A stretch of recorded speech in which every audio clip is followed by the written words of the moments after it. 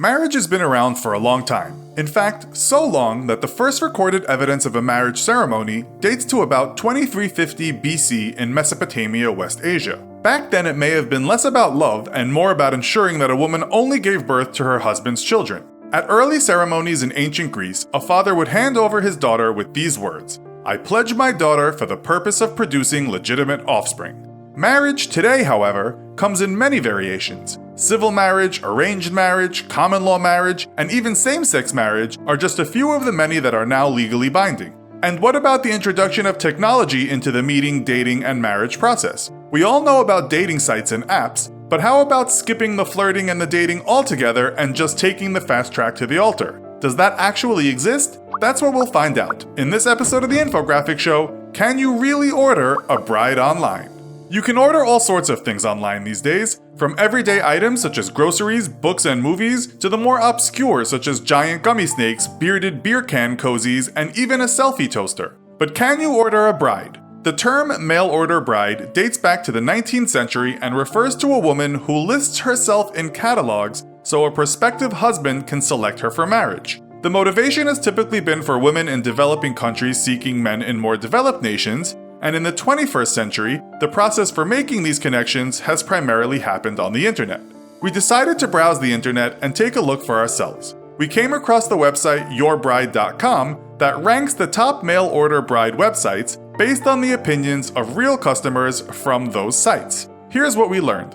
Of the top 10, the majority of websites listed ladies from countries including Ukraine, Russia, Georgia, Latvia, Belarus, Thailand, Vietnam, the Philippines, and China. These websites had between 1,000 and 7,000 ladies online, with as many as 55,000 registered on a single site. Some sites offered free registration, whereas others required fees to be paid. This is all very interesting, we hear you say, but how do you actually order a bride? Let's take a look at the process. In this example, we'll assume a man living in America who wants to order a bride online. Step 1. The first step is to select the website, create an account, and start browsing the classified sections and looking for a good match. Once a potential bride has been found, you can move on to the next step. Step 2. Next, you will need to follow the website's specific process to contact the lady. Much like a dating website, you can exchange emails and contact numbers and start sharing each other's stories. If you both agree you're a good fit, you pay the website's service fees and move on with the marriage process. Step 3. At this stage in the mail order process, you need to decide where, when, and how you plan to get married and follow the correct procedures for the marriage to be legal and for your new bride to be eligible for citizenship. Step 4. Next is citizenship, which, assuming the bride is joining her groom in America, starts with a K-1 fiancé visa. The visa is good for 90 days, so there's enough time to get married. A couple can then be sponsored for a green card for the mail-order bride, and after 2 years, for the bride to remain in the country, United States Citizenship and Immigration Services will assess all the evidence of the marriage and its legitimacy to approve or decline the bride's citizenship. Simple, eh? Let's look at some real-life cases and see if hearts connect in the world of ordering a bride online. In 2015, the Reddit community came together to ask users who had ordered brides online what their experiences of marriage had been. Let's see what people had to say. Reddit user Throw Your Boat said, "It surprised me how fake it all seems. There was no emotion in anything she would do. I could always tell she was uncomfortable. It seemed like she was just doing a job." Another user, Splent, wrote, "She seemed under the impression that a man was to be kept like a king and she was there for food and sex." And Reddit user Became a Dear Friend explains how his new wife had a ridiculous amount of humidifiers in the home so that it could be more like where she came from, and that all she did was sit in a chair staring at the wall looking very depressed. Unfortunately, not a happy set of stories from these Reddit bride orderers. One unlikely destination for mail order brides that we came across is the Faroe Islands in Denmark. The Faroes' terrain is rugged, and the climate is windy, wet, cloudy, and cool. Yet men are now being joined by their new wives who are leaving the tropics for this bleak and blustery archipelago. In 2017, the BBC reported that there are now more than 300 women from Thailand and the Philippines living in the Faroes.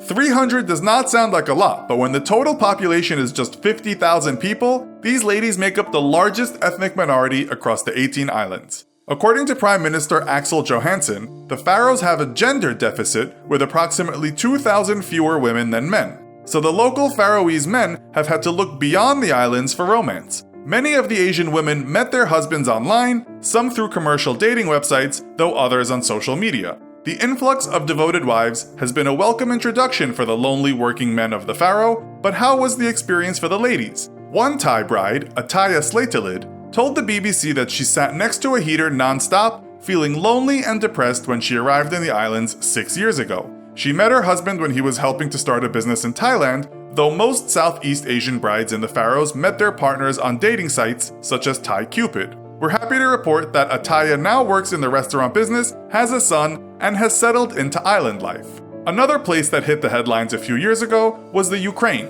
Hundreds of dating agencies operate in the city of Odessa, luring foreigners to spend their dollars and head home with a beautiful local lady as their new wife. One company is Anastasia International, which, according to British newspaper The Guardian, had revenues of $140 million in 2013. Much of the earnings comes from the high prices paid by the men for phone calls and emails to their female prospects. Men save for months to join tours organized by Anastasia in the hopes of returning with a wife. One example is Todd, a 43-year-old bread delivery man from Delaware, United States. He worked several months of overtime so he could afford the tour to Ukraine, which cost roughly $5,000 for the 1 week in Odessa. Before the trip, Todd spent months methodically whittling down 1,500 possible brides on Anastasia's site to 2 top candidates. He then spent thousands of dollars chatting with them before arriving to meet them and make his choice. But when he arrived, neither answered his calls and he returned home alone. So, ordering a bride online certainly seems to be possible and is quite a bustling industry, but with many potential risks.